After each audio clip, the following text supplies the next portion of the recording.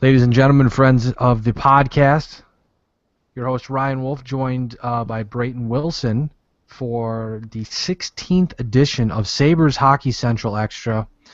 And we are both exhausted at this point.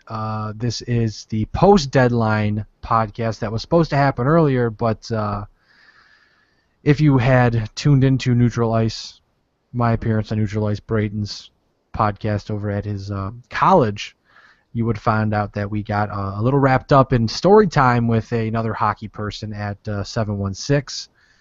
Little teaser. I won't tell the story here. You can go over and listen to Neutral Ice and check that out. But we're both very tired. Our voices hurt very bad. I know personally, I just ended 14 hours, and I'm still not done. I still have to edit the website and finish this podcast, but I love every second of it. So before we get to complaining anymore, Brayton, please tell the people how happy you are to be here right now. Oh, I'm enthralled to be here. It's great. I mean, it's 12:18 in the evening. Been up since 7, so Yeah, I also woke up at running around all day too. Yeah, but it was a lot of fun. I mean, we started at the arena. I got the Sabres third jersey today, which my sister told me, exact quote, that is the most ugliest effing thing I've ever seen in my life. Because I don't remember seeing it, so that was hilarious. But I got a Villano autograph hockey stick, thanks to you. Yes. We ended up at the arena for the deadline, which was very quiet till the end. And then we went to 716, which was great. The food was awesome. I do suggest going there. And then we went over to Buff State, hung out there for a while, came back, went and met some people at Harbor Center, watched about 10 minutes of the Junior Sabres game, and then went our separate ways. And now we are here. No. I don't think I need to tell you all what the goal of the trade deadline was today, because obviously by now you should know it was to get value for the people who the Buffalo Sabres did not believe were going to be back in the organization next season. So starting off at the top, the Buffalo Sabres acquired a 5th-round pick in the 2016 National Hockey League draft from the Montreal Canadiens in exchange for forward Brian Flynn. On the surface, this seems like a good deal. I mean, Brayton, as we've discussed today, Flynn's possession numbers are some of the best on the Buffalo Sabres. For a team that's really bad with possession, he's got decent possession numbers, and he'll certainly help that bottom 6 in Montreal. Yeah.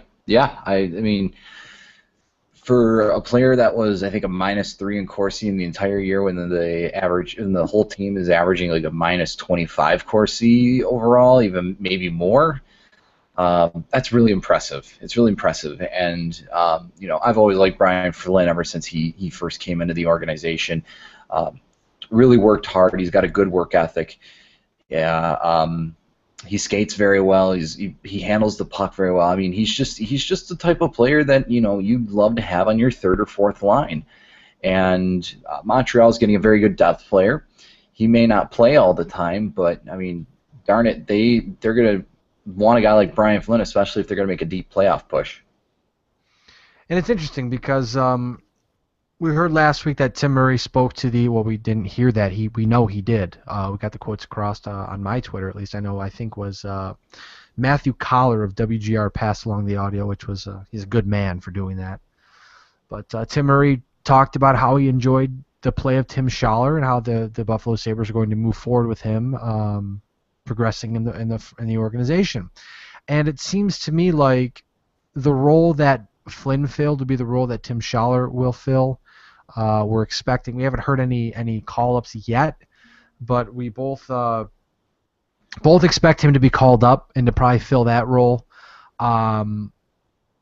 It'll be interesting to see if it's 3rd line, but it's clear. They turned Brian Flynn, an undrafted free agent, into a 5th-round draft pick.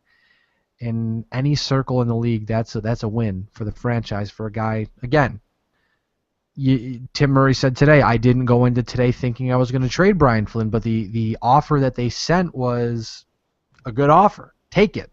I mean, yeah, will that 5th-round pick ever materialize? Who knows? But like we always say here in Buffalo, Ryan Miller was once a 5th-round pick. It all just matters with the scouting and with the drafting. You could draft a gem in the 5th round. You never know. I mean, you look at Pavel Datsyuk. I believe he was a 6th-round pick, and look Yeah, how he's been out in Detroit. exactly, man. It's you can't predict stick puck. Just like they say, you can't predict ball, you can't predict stick puck. Nope. Moving over to the next trade the Buffalo Sabres made this afternoon, they acquired goaltender Chad Johnson and a 3rd-round pick in the 2016 National Hockey League draft from the New York Islanders in exchange for goaltender Michael Neuvirth.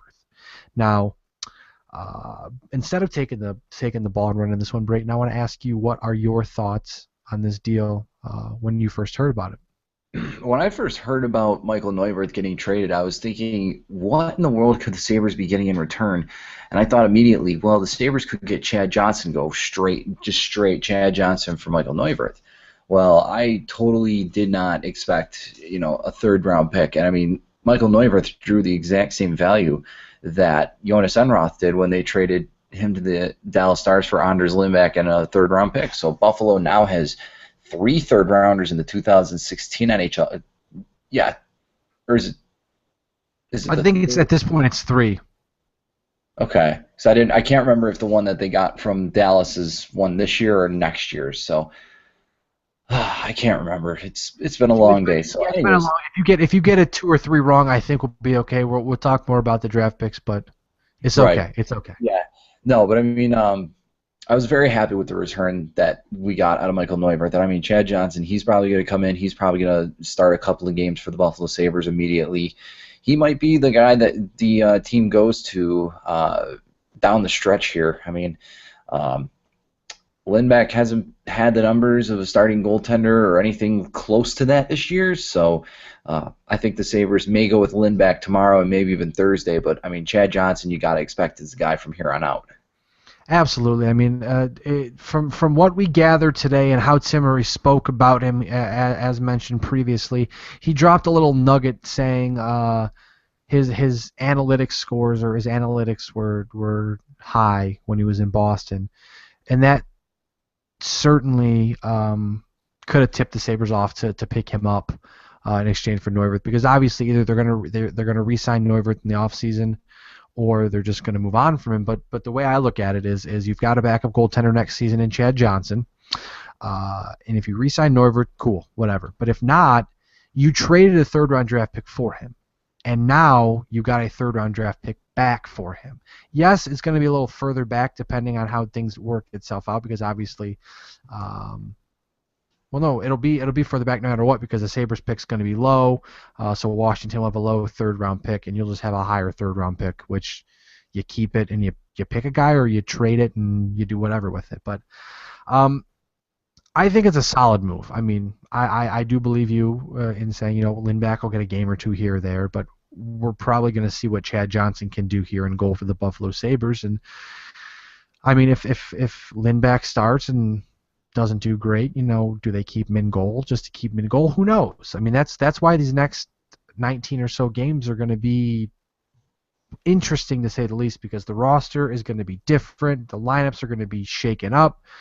You have the opportunity of having guys like Phil Varone playing your first-line center. I know today in practice before the trades they had Ennis on at right wing, just because at this point your top natural right winger is Brian Giunta, and you're not playing Brian Giunta for 20 minutes on a first line every night.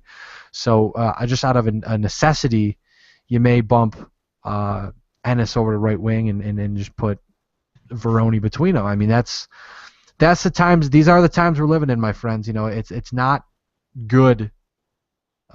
This team is not good. The lineup is not good, but unfortunately, you have to play all 82 games. You can't hit the fast forward button on the season. So As much as we would like to hit the fast forward button on the season, especially after the talk that we had. oh my God, dude! After just talking about Jack Eichel today, and I don't talk to Matt many people. O'Connor too. Yeah, I don't talk to many people about Connor McDavid, but for some reason I'm very intrigued by Jack Eichel. And it's not because of the video. I mean, the video is the video. Whatever. We've all been drunken idiots. I once got drunk at a college party, ended up on a stripper pole, and there's pictures of it on the internet somewhere. Whatever. We all do dumb things in life, okay? All right, now I'm But gonna go take a look and find those. you won't be able to find them on the actual. And I there's somewhere. I was actually in a Ryan Miller jersey, and I wasn't dancing on the stripper pole. But Uh, yeah, I made some poor choices in college. I told you that earlier. I played beer pong with liquor and drank full cups of liquor. Bad idea. I'm a changed man. I'm a grown up now. I drink beer and I sip my beer. I don't chug my beer. Anyways, God bless America. yeah. God bless America. Enough about me. I don't want to make this podcast ain't the Ryan Extra podcast. It's the Sabres Hockey Central podcast. We're gonna talk some damn hockey. I the direction. I think the overall message today was the direction is going forward. We're continuing on, and I know there's still a few more deals to talk about, but I just want to get this out before I forget. The direction, we're continuing in the same direction that we have been for the past year and a half. The team is rebuilding. The team is setting themselves up for the future. An unliked, I'm not going to name him because I'm sure you can guess him in 3 guesses or less. An unliked, a mutually unliked Buffalo sports writer showed up today and repeatedly asked the same question, different ways, to try to get his answer for whatever column he's going to write tomorrow that will probably be hated by 3/4 of Buffalo. And Tim Murray kept saying the same thing. Tim Murray kept saying that the question was, what did this draft accomplish today? And Tim Murray said, we made these trades for the future. Today, we made these trades for the future Buffalo Sabres, future of the Buffalo Sabres and the future Buffalo Sabres.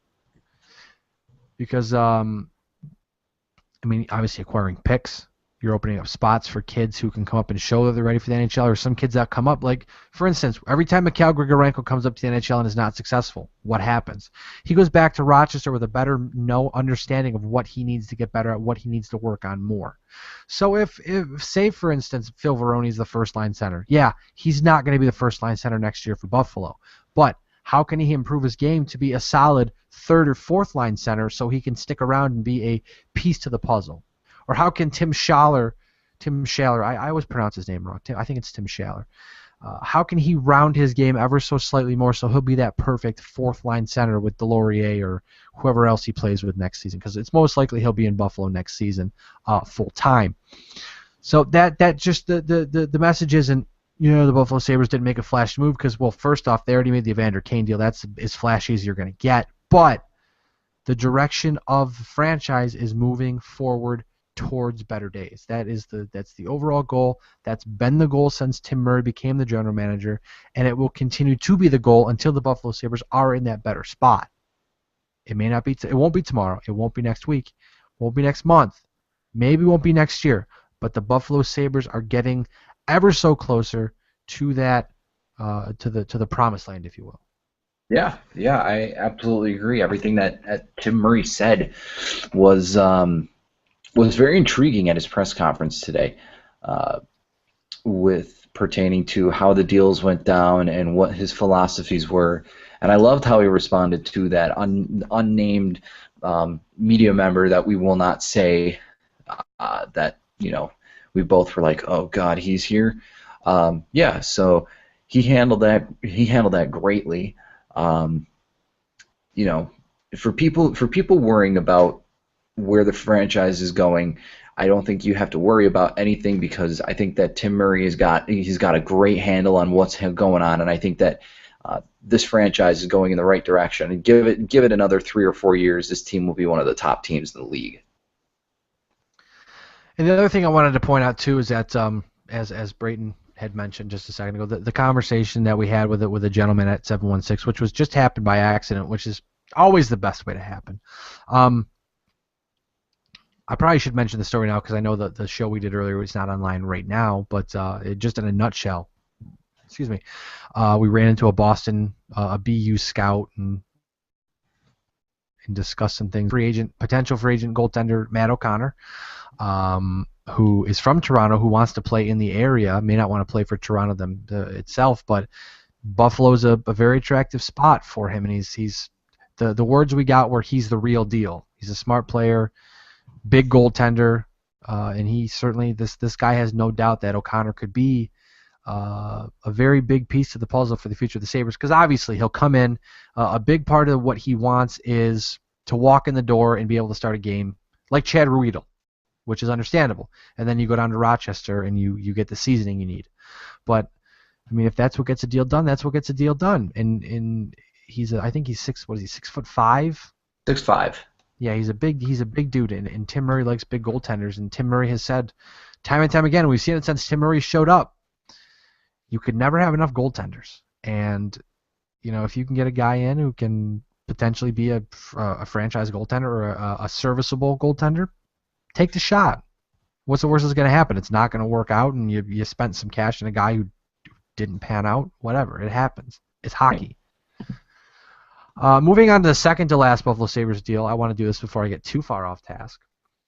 The Buffalo Sabres acquired forward Jack Nevins at a 7th-round pick in the 2016 NHL entry-level draft from the Montreal Canadiens in exchange for forward Torrey Mitchell.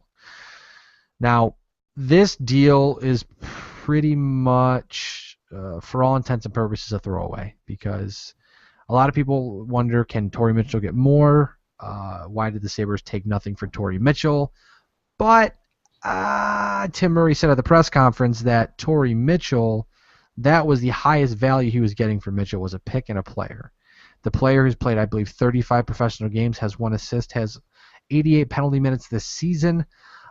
So he'll probably fit the role in Rochester as a big bruising body. May not be very offensive. Don't expect much offense from him, but it's a body to fill a cog in the machine. And the 7th-round pick, I mean, as Brayton said before, that Suka's drafted in the 7th round. It's comparing apples to oranges, but you do your job right, and you have smart people in that room, you might be able to find a diamond in the rough. But I wasn't expecting much more than what they got for Mitchell. It is what it is. He's off the team. He's playing for his hometown Canadiens now, and Buffalo can move on and fill up a roster spot for someone else they want to try out. Right, yeah, and I honestly had no idea what Torrey Mitchell was going to get the Buffalo Sabres. It was to me, it was sort of a crapshoot. I didn't know if it was going to be a prospect, or I didn't know if it was going to be just draft picks, but I ended up getting a little bit of both. I mean, the pick is a 7th rounder, but at this point, Tim Murray, again, as he said, he got the best deal he could get, and I guess it's all you could really ask for. Yeah, that's in a nutshell. It is what it is. Deal with it. That's all we can say. Yeah. Last deal of the day that came across the line in the last seconds, because it literally happened in the last few minutes. The Buffalo Sabres acquire a 2nd-round pick in the 2017 draft from the Minnesota Wild in exchange for forward Chris Stewart. Now, Brayton, what is this? What impact does this deal have on the future of the Buffalo Sabres? I think that the 2017 second rounder is not really going to be an asset that they're going to use to draft. I think they're more likely going to use that in another deal that would bring another player in, or to move up in draft position to better their chances at drafting another player that's better than a second rounder.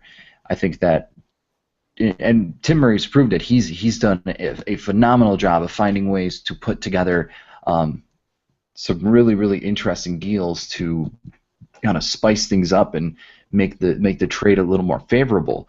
And I'm really going to be interested to see what he does, whether it's this offseason or next year's trade deadline, where he may throw that 2nd-round pick in a trade to spice it up. And maybe he can maybe swing a deal that might be in Buffalo's favor. The interesting thing about this deal that I want to make mention before I do forget,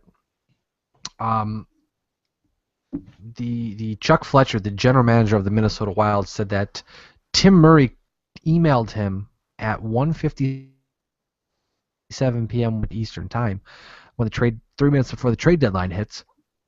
Oh, excuse me. It's getting late, people. I'm very tired. I apologize. uh, called him, he messaged him and said, let's do this deal. Let's do Stewart for a 2. And that's how it happened. But apparently Fletcher had been interested in I believe Pierre LeBrun passed this along.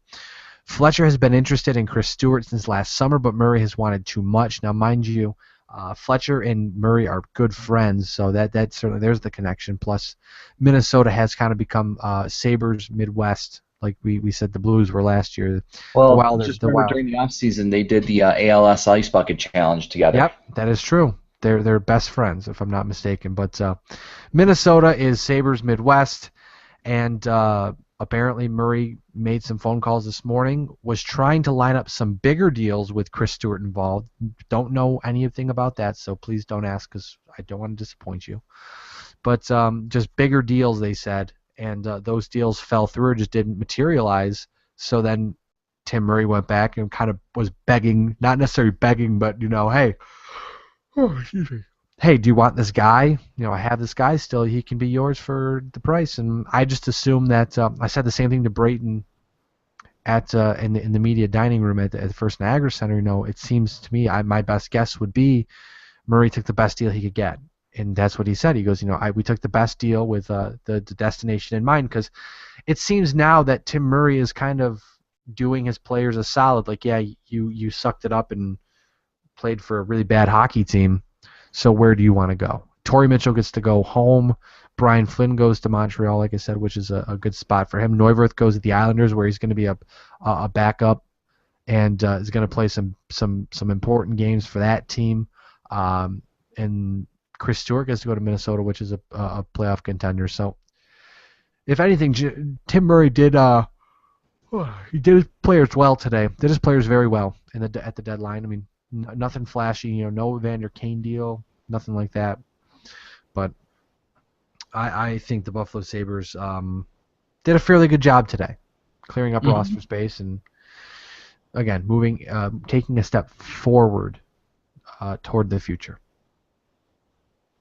Yeah, I agree. I agree 100% that this team's looking in looking in the right direction. Especially with the acquisition of the Evander Kane trade, the acquisition of Evander Kane in the trade that also got Zach Bogosian, and Bogosian's already proving to be a pretty good asset for the Buffalo Sabres. I mean, he's really taking the body. He's really playing with a lot of heart, and if he can continue this sort of play into next season, whether it's Buffalo has Sam Reinhart up for the whole year, or whether you got McDavid or Eichel, I think that this team, again, they're not going to contend for a playoff spot, but they're going to do much. I mean, they're not going to be trying to tank to get Austin Matthews or anything like that. Yeah, they're going to contend to be a better hockey team. I mean, that's just, you got to start somewhere. You got to start at the bottom. Like Drake said, start at the bottom. Now we're here. Although we're still at the bottom, so that doesn't really apply to the Buffalo Sabres at this point in time. Plus, I find that song quite annoying, so I just let's not do it. Let's pretend that didn't happen. But I must say, Brayton, good job on calling the Max Talbot trade. That was very impressive earlier. Yeah, it was just kind of on speculation. I didn't really, I don't know. It was just inkling, speculate. I don't know what you want to call it, but luck. It is what it is. Good job. It was a lot of fun. Had a lot of fun today. I mean, yeah. I'm exhausted at this point, as mentioned. I want to say thank you again for having me on your radio show. Oh, absolutely, my pleasure, and you're welcome to join anytime. Thank you, and hopefully we can get that online sometime soon, and we'll get that out to everybody so they can listen and tune into the hijinks. It's a lot of fun. A lot of people, but it's a lot of fun. Yeah. Thank you to everybody at the Buffalo Sabres for your hospitality, the delicious pizza and wings, and free water and Gatorade you provided us this afternoon. Mm-hmm. So, thanks to Kevin Snow, Chris Bandura, Ian Ott, people like that. Who else? Thanks to everybody listening to this podcast. Apologize if it kind of sounds like it's going long, or if we're rambling on, because I feel like we've talked about the same trades. So we've got it pretty well versed right now with it's all rounded, and we know what we want to say at this point. Yeah. Oh. Sorry, I had to yawn. I keep yawning. It's like I don't know. I'm being attacked by yawning, I guess. But I want to say thank you again to Brayton for dealing with me for over 14 hours today. Oh, you're not a problem whatsoever. I'll tell you what, it was worth. It was worth taking the day off and not making money today to go spend it in Buffalo for the deadline. Deadline's always a special day. Oh yeah, always is. Plus, now I have this wonderful jersey to commemorate this time in Sabres history, and hopefully next time we get together, it'll be the draft. If you're not at the draft, we'll get together for the draft. But Yeah, I'm trying to get to the draft. That's the first oh, part. yeah, good luck. Hopefully it works out for you. But Thank you. want to say thank you to everybody listening to us on YouTube. However you may have heard of this podcast, we're usually not this monotone and tired and just disheveled.